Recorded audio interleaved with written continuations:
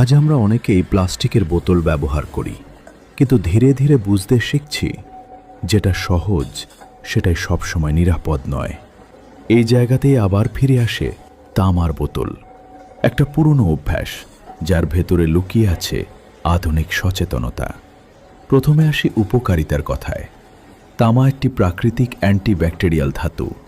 তামার বোতলে রাখা জল অনেক ক্ষতিকর জীবাণু ধ্বংস করতে সাহায্য করে। এই কারণেই প্রাচীনকাল থেকে তামার পাত্রে জল রাখার চল আছে। নিয়মিত পরিমিত পরিমাণে তামার সংস্পর্শে থাকা জল হজম শক্তি ভালো রাখতে সাহায্য করে, ইমিউন সিস্টেমকে সাপোর্ট করে এবং শরীরের ভেতরের ভারসাম্য বজায় রাখে।